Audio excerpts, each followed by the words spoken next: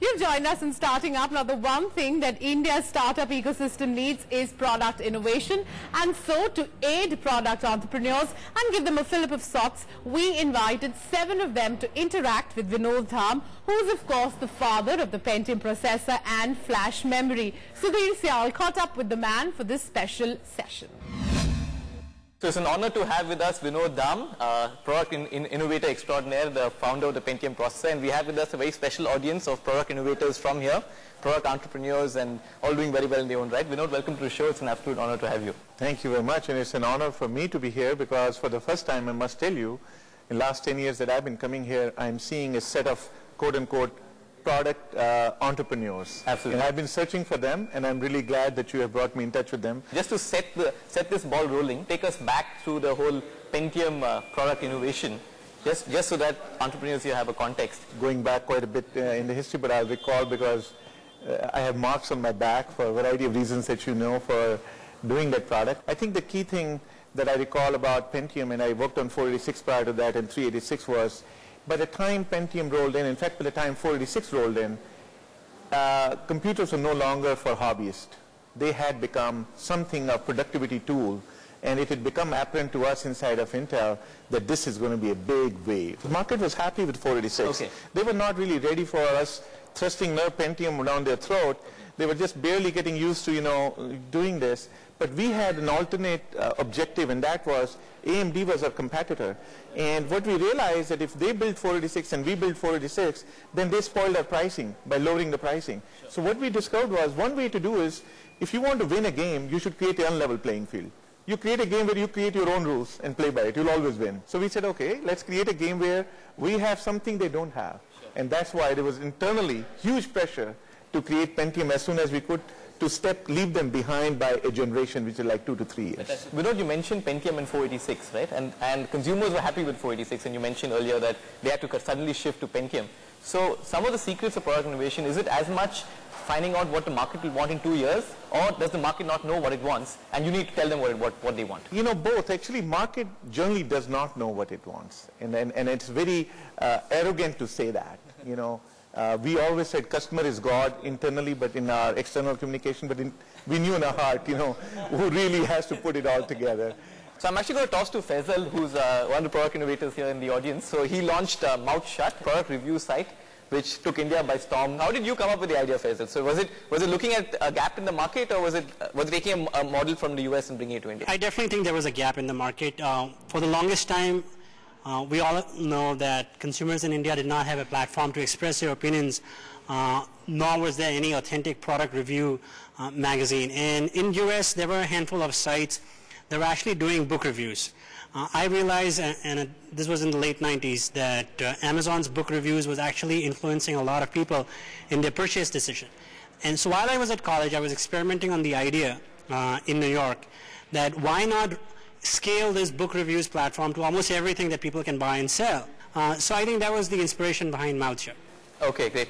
Does taking a model that has been successful in the US and bringing it to India, does that work? I think yes and no, in the sense you have to Indianize it. You cannot just replicate what is being done in US and do it in India, because there are cultural nuances we have about how we do things, how we review data, and how we respond to it. And I think if you incorporate those into the fundamental platform that you're developing, I think it will be significantly more successful than just barely doing what is done in US. So a very generic question, are there any secrets to product innovation? Is there a step-by-step guide, or is this something that happens through some inspiration, either technological or a market one?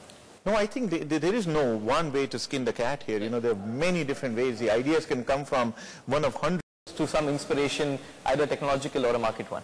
No, I think there is no one way to skin the cat here. There are many different ways. The ideas can come from one of 100 different places, but the key is to hone and fine-tune that idea. I think it's really a trial and error kind of a thing. I'm going to toss to Gautam from moneyvideo.com. He runs a very interesting stock recommendation platform. Gautam, any thoughts on when you thought you were ready with your innovation? Because it's a difficult question to know when you want to release the baby, right? Absolutely, Sudhir. In fact, where even today we're not 100% sure whether or not we launched exactly at the right time. But one thing that really rings true home is that once you start getting those customers in, the market forces start telling you what it is that they require. Otherwise, you're sort of sitting in your own thoughts, in your own mind. You don't really understand what the customer truly wants. So whilst many people thought that we may have launched quite early on, just launching really helped us innovate in the right direction. Any views on when an entrepreneur should launch his product innovation? I think in case of software, I think it's fine to not wait for perfection, because as you heard him, it's an application, and the user actually is the one who's giving you feedback on the application. So you will never get a perfection without actually getting it out there. So to some degree, you have to go semi-baked, if you will, and let them help you bake it finally. Sahil, similar thoughts? Completely agree with you guys. You got to ship a little earlier than, not wait for 10 features to get built. Especially if you're, building a web application, focus on the one thing that you're going to solve properly, build that, and then, get feedback from customers or, users, and then build kind of around that, as incrementally. So I also want to go to building a team. It's all well you have one person who's innovating with the product, but it's also about building a team around it, right? And to have similar people thinking around the same lines as you, because you're building a company, right? So your thoughts on how best to find a team of innovators and how best to build that team? I would think small team of people starting off, very creative individuals. Don't get any finance or legal or manager or MBA involved. No MBAs. And they break your creativity. They'll keep on reminding you. You've seen Social Network, right? He keeps on reminding him how to monetize. I know it's important, but look how well he's monetizing it now. So there is a time to monetize and there's a time to just create. And the creation only occurs with like-minded people. I want to bring Noel from NPA here. He's extremely early stage. He has a software which actually won the Best Business Plan contest at IIT Bombay. How difficult was it for you to focus? Because you've been, while building this application which helps control power consumption, there must have been many other ideas which were coming up, right? To be honest, it was quite difficult. It's taken us a while to actually find ourselves, given that we decided to work on this straight out of college. And we were essentially selling to enterprises. So on the one hand, it was difficult to sort of establish credibility. Secondly, we had to work very closely with a few initial customers. But given how much time it took and given how long an enterprise sales cycle typically takes, obviously there were no revenues for a really long periods of time. At the end of around 1.5 years, when we'd done everything, we'd invested around 7 or 8 months into this MVP, and we're working closely with this company, and it just wasn't closing. There was pressure from family, obviously, because we weren't taking home a paycheck. We were on the verge of cracking, which is when the first check came in. Nowhere in this period did it occur to you that maybe we should go visit a venture capitalist? No, at that point in time, because we were essentially working on the initial prototype of the product, we thought let's give it a shot as a purely organic bootstrap startup, which may not have been probably because we don't have too much experience, which is why we thought we'd pursue it. I noticed that because you have to be careful. Of course, you want to keep majority of the company to yourself. You don't want to give somebody so much ownership for a small amount of money. But there's a trade-off there, right? And sometimes you can have your ideas and you both go down when you could have really shared it with someone who could have given you capital and brought you to a successful. So make the pie bigger and everybody's successful to get more out of it, as opposed to just keep it all to yourself, and sometimes that doesn't work. So if I could chip in here, it wasn't really an aversion to part with equity. It essentially was the fact that we had a product that didn't have traction yet, and most VCs that we've spoken to seem to be a little risk averse. They want to look at products that have significant traction, then take a bet, especially when it's first-time entrepreneurs. We are early-stage investors. We don't always want everything proven before we invest.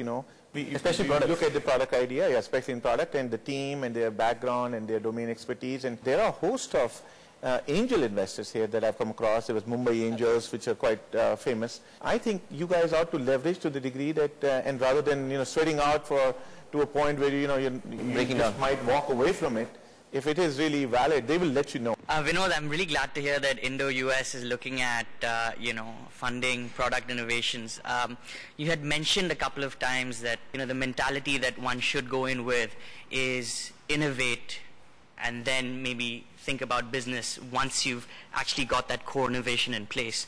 I've been lucky enough, and as have some of the people in this room, to have raised funding. But if I could just share the experience that I've had, I think that the reason why I haven't really spent that much time approaching VC firms is that you guys talk in dollars and we talk in rupees. So, often I've approached a VC and said, look, I don't need a couple of $1 million. I need $250,000. I need $100,000. But probably look at angels. But then when you go to angels, their mentality is quarter on quarter, because they are not, businessmen from the tech space that have done well, but often just, traditional businessmen. Right. Just high net worth individuals. I am really, really surprised to hear that the angels who do seed investment, which is the highest risk capital you can imagine, are demanding a quarterly financial outcome. It's beyond my comprehension. I must tell you. I mean, I was just perhaps exaggerating. They are the but most flexible. the first question that they ask is, how are you gonna, when are you gonna make money? When are you gonna break even? It's okay for them to ask money, question money. There's no sin in. No, of course not. A lot of them actually have alternative investments, and unfortunately or fortunately, India's real estate prices almost double every year. So they're like, मैं तुम्हारी company में 40 लाख लगाऊंगा, उससे अच्छा तो मैं बाजू वाला फ्लैट खरीद लूं, एक साल में डबल हो जाएगा. That's the kind of mentality, and we're talking about people who don't have a whole lot of... Don't take it, because I think you are technically right, but like I said, there are a bunch of band of angels, Mumbai angels, who are not real estate only people, who are technologists and who are actually creating some... I don't know that there are that many options for angel funding, really. Vinod, do you think there's a gap for angel funding in the country? I'm surprised, maybe there is, and if you feel there's a lack of adequate angel capital in the valley here in Bangalore or in India, I'm pretty sure there'll be 2 or 3 who will start, because there's no lack of money, by the way. A typical question for an entrepreneur, right? When he comes up with an idea, how important is it to just focus on an innovation and a commercial innovation? So which means something which the entrepreneur feels is, okay, that's great, it's a great idea, but has no clue how it can be commercialized, basically. So this is so typical, that I have an idea that's making some money, but I have a better idea that will make me a lot more money. But I want to do that, but I don't necessarily want to give up on that. And that's what I really was talking about. At some point, you cannot do both. And you cannot do justice to both. And you need to make a very critical judgment. And you could be wrong in your outcome and therefore not succeed. And that's what life is all about. But you have to choose which of the 2 babies you will go with. And but you cannot continue to go with both the babies. So Vinod, last question before we sign off. So you're a world-renowned product innovator. From what you've seen in your own experience, what are the 3 lessons product innovator must imbibe? What lessons should he hold through for him to be a successful product innovator? Just be creative. Right. And if you have an idea, no matter how many people are telling you that it's not good, if you believe in yourself, go ahead with it. But having said that, then take it to the next level, where you actually apply that idea in a limited way to even your friends or family. Early feedback is a very important thing, and having the teaching customers is an important thing. So that's the second thing. And third thing is, if you are then truly making traction there, don't drag on for too long without salary, without money, and getting frustrated. There is now a, nascent though, venture capital environment coming up in India, where you can call these people and reach out to them, and there are quite a few of them. So you have lots of options, and hopefully if your idea is compelling and you are who you think you are, you will get funded. 3 mantras from the product innovator for all product entrepreneurs to hold true and hold close to their heart. Vinod, it's been an honor having you on the show. Thank you very much for watching. Thank you. We'll take a break here on the show, but coming up, suffering with high employee costs? Staff on contract.com has a solution.